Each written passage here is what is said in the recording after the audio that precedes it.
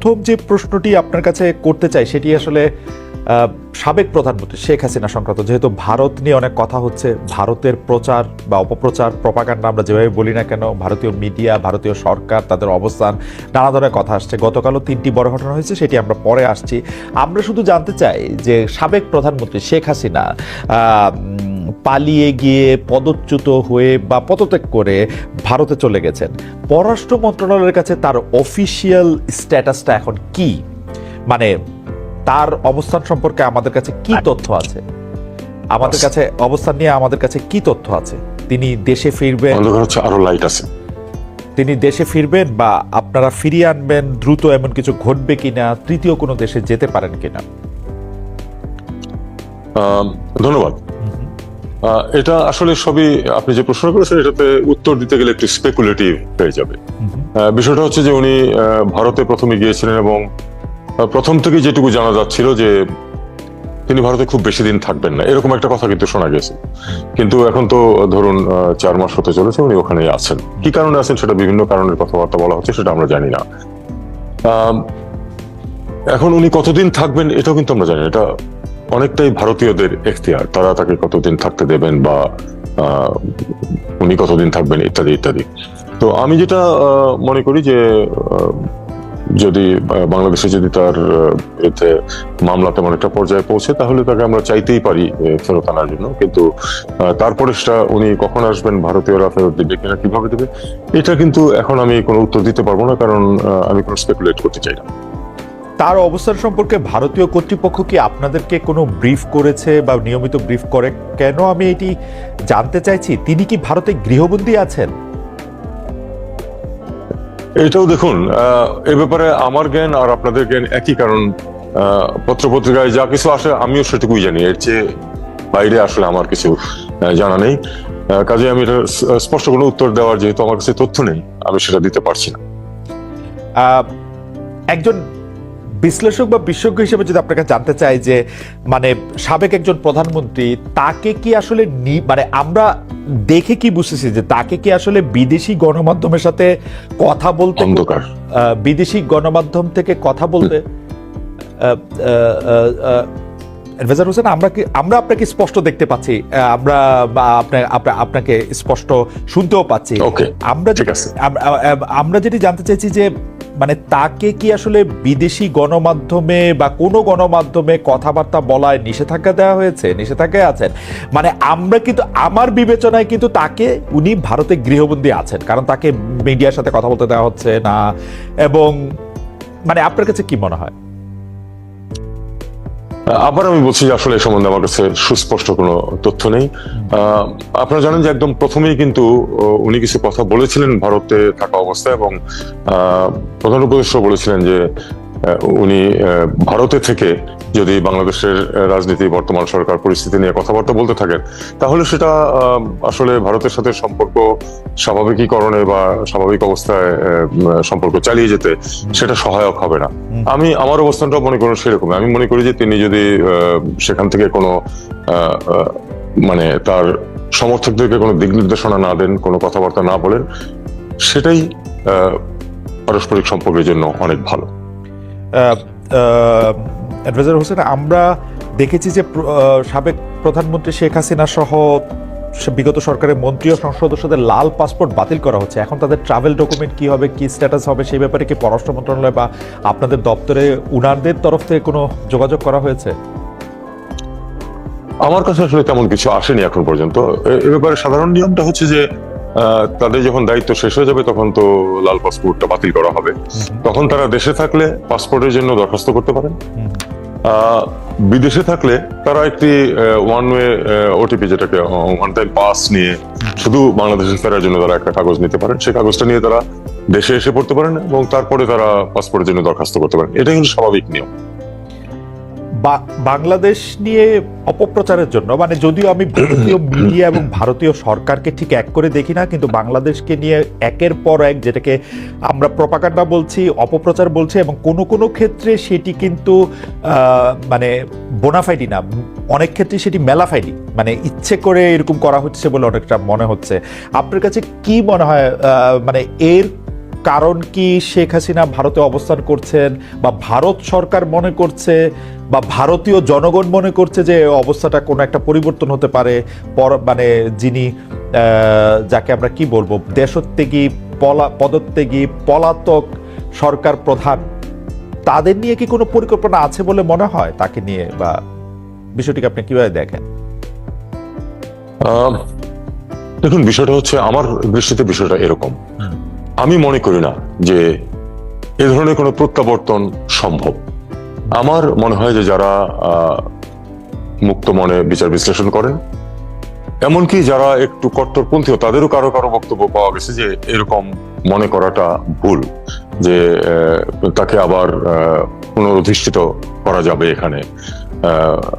শুনুন, দূর ভবিষ্যৎ কি হবে এটা তো কেউই জানে না।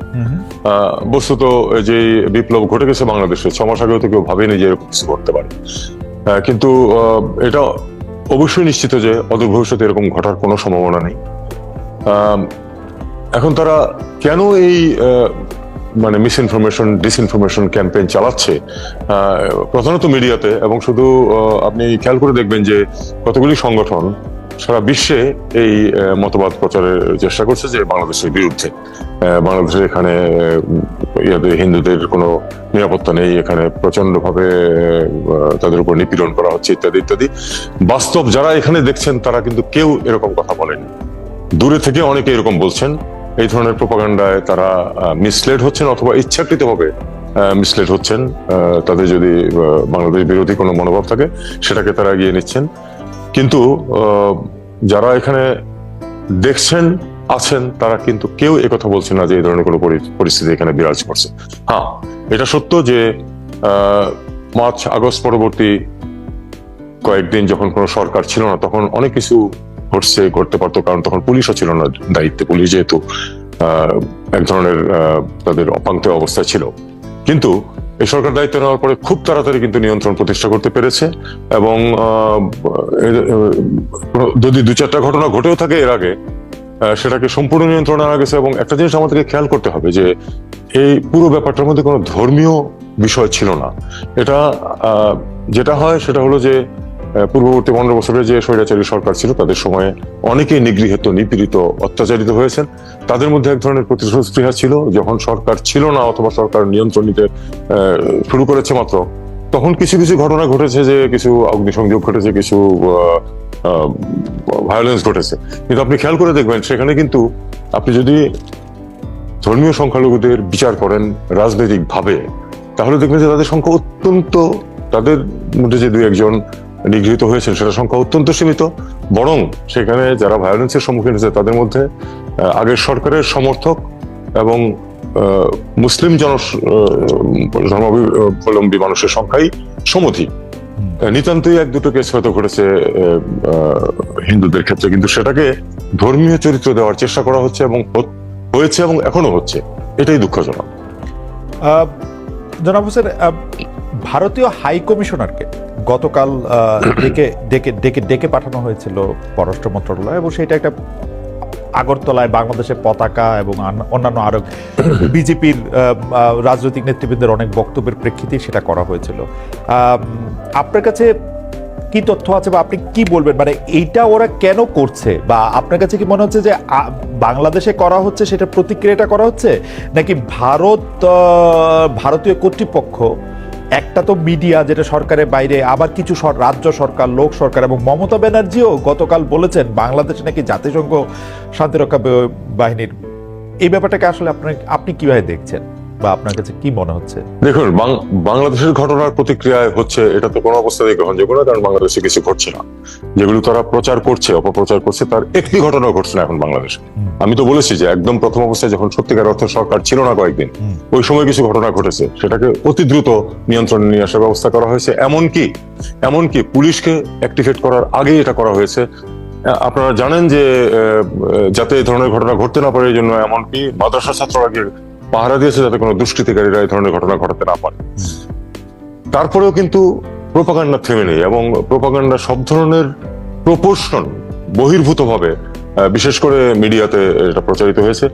ভারতে আমরা জানি যে আপনি সরকার বা ক্ষমতাসীন দলের কথা বাদ দিন, তাদের সহযোগী অনেকগুলি হিন্দুত্ববাদী সংগঠন আছে যারা অত্যন্ত উগ্রপন্থী, এবং তারাই কিন্তু অধিকাংশ এই যে ঘটনাগুলি কিন্তু তারা ঘটাচ্ছে। এবং তাদের আনফরচুনেটলি তাদের কিন্তু সমস্ত পৃথিবীতেই নেটওয়ার্ক আছে। ধরুন বিশ্ব হিন্দু পরিষদ, ধরুন বজরং দল, এদের কিন্তু সমস্ত বিশ্বের নেটওয়ার্ক আছে এবং সবখানে তারা বাংলাদেশ বিরোধী প্রচারণার চেষ্টা করছে এবং মিস ইনফরমেশন দেওয়ার চেষ্টা করছে। অনেককে তারা ইনফ্লুয়েন্স করতে পারছো। এটা দুঃখজনক, কিন্তু আমরা মনে করি যে সরকারিভাবে ভারতের এটা বুঝতে পারার কথা যে এই ধরনের কোনো ঘটনা ঘটছে না, তাদের কাছে তথ্য থাকার কথা, এবং তারা তাদেরকে নিয়ন্ত্রণ করার চেষ্টা করলে আমরা খুশি হব। মমতা ব্যানার্জি প্রসঙ্গ তুলেছেন। মমতা ব্যানার্জি আমার পরিচিতা, আমি 4 বছর ডেপুটি হাই কমিশনার ছিলাম কলকাতায়, তখন তার সাথে যথেষ্ট হৃদ্যতাও ছিল বলে আমি মনে করি। উনি হঠাৎ করে কেন এই কথা বলেন, উনি অনেক সময় কিন্তু অনেক কিছু বলেন যেটা ঠিক প্রত্যাশিত না, এটা এটা তার বৈশিষ্ট্যের মধ্যে আছে, কিন্তু তবু হঠাৎ করে তিনি এই কথা কেন বললেন আমি জানি না। এমন একটা ধারণা করা যায় যে হয়তো উনি ভাবছেন যে যেহেতু একটা হিন্দুত্বপন্থী এক ধরনের একটা ওয়েভ চলছে ভারতে প্রোপাগান্ডা হিসেবে, তিনিও সেখানে তার ইলেকটোরেটকে যাতে সন্তুষ্ট রাখতে পারেন এরকম কিছু উদ্দেশ্যে বলছেন কিনা, এটা আবার এগেইন আমি একটু স্পেকুলেট করছি।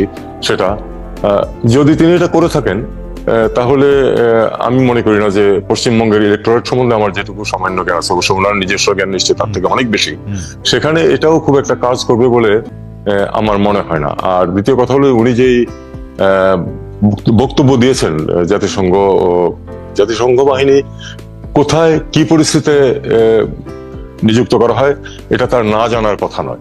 কাজেই সেক্ষেত্রে উনি বিশ্বাস করেন যে সেরকম পরিস্থিতি বিরাজ করছে বাংলাদেশে, এটা আমার একেবারেই মনে হয় না। উনি এর চেয়ে অনেক বেশি জ্ঞানী বুদ্ধিমতী মানুষ, কাজে উনি নিশ্চয়ই এটা ভাবছেন না। আমার বিশ্বাস এটা উনি একটু রাজনৈতিক প্রয়োজনে এই ধরনের একটা অদ্ভুত প্রস্তাব রেখেছেন বলে আমার মনে হয়।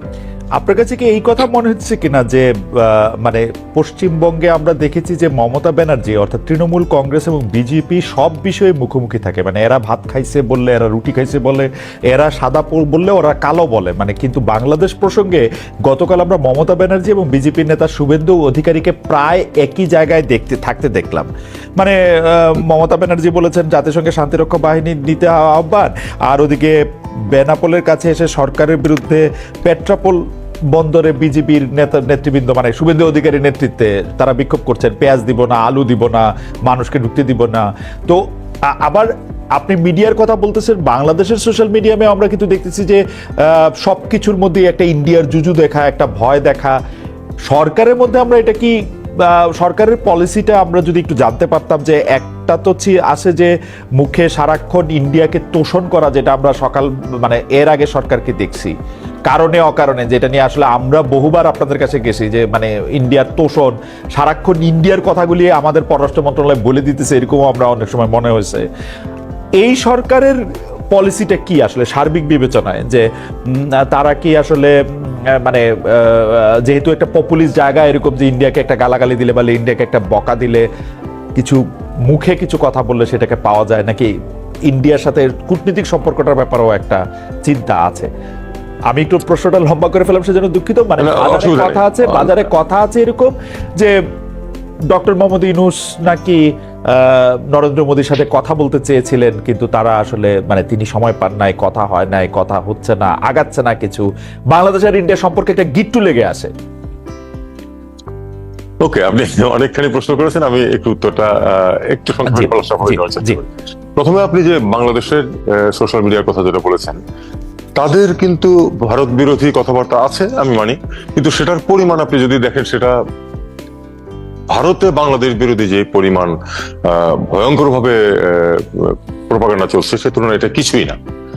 সেটা অত্যন্ত নগণ্য পরিমাণ আমাদের এখানে, আমি বলবো। ভারত কেন করছে এটা তো আমরা জানি না প্রথমে, যে কেন তারা এরকম ভূমিকা নিল। আপনি একটা জিনিস খেয়াল করে দেখুন, পাকিস্তান থেকে একটি জাহাজ এসেছিল পেঁয়াজ এবং কটন ইত্যাদি কিছু জিনিসপত্র নিয়ে।